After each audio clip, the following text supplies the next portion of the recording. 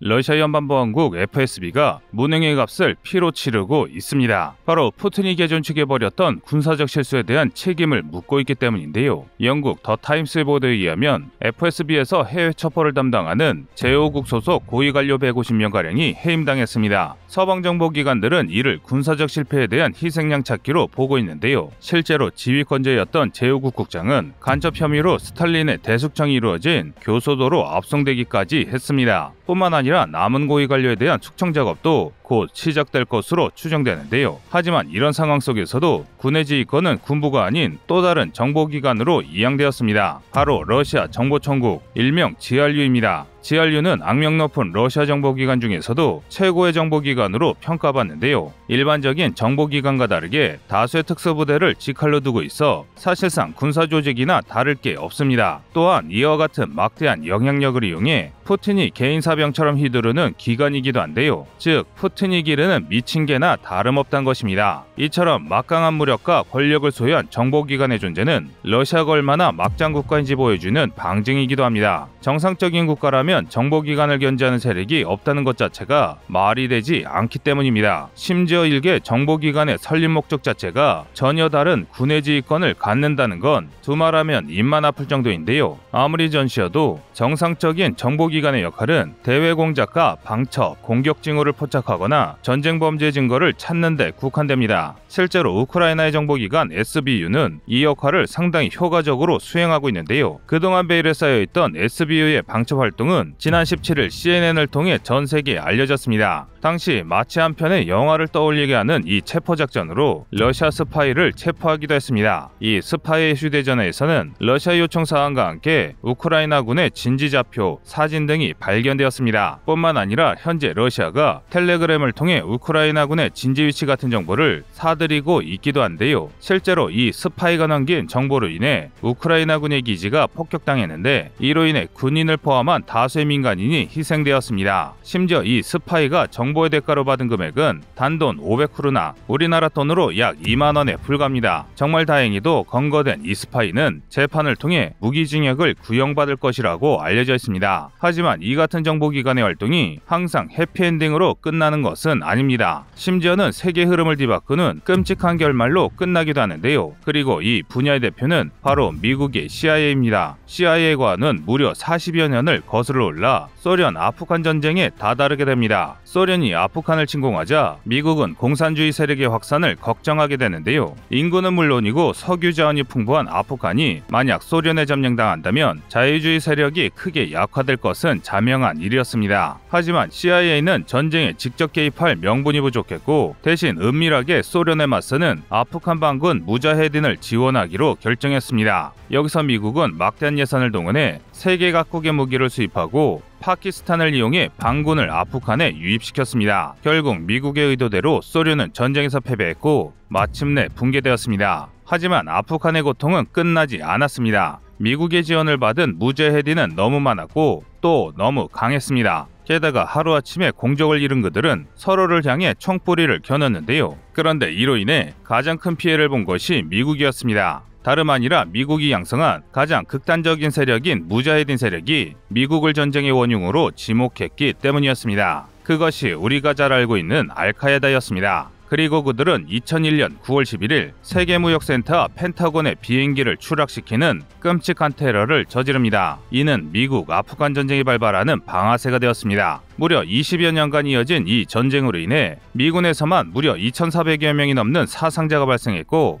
2,300조 원이 넘는 자금을 쏟아부었습니다. 그런데 전쟁은 미국의 패배로 끝났습니다. 미국 정보기관 CIA가 베린 칼이 적의 목을 자르는 것도 모자라 칼을 쥔 손가락까지 베어버린 셈이었는데요. 이를 통해 오로지 이익만을 위해 조작된 전쟁의 결말은 비극뿐이라는 것을 깨달을 수 있습니다. 그런데 지금 러시아가 이런 모습을 보이고 있습니다. 러시아 국민들도 이 사실을 한시라도 빨리 깨우쳐 하루라도 빨리 전쟁이 끝나길 바라겠습니다. 이상 꺼리투브의 두 번째 미션이었습니다.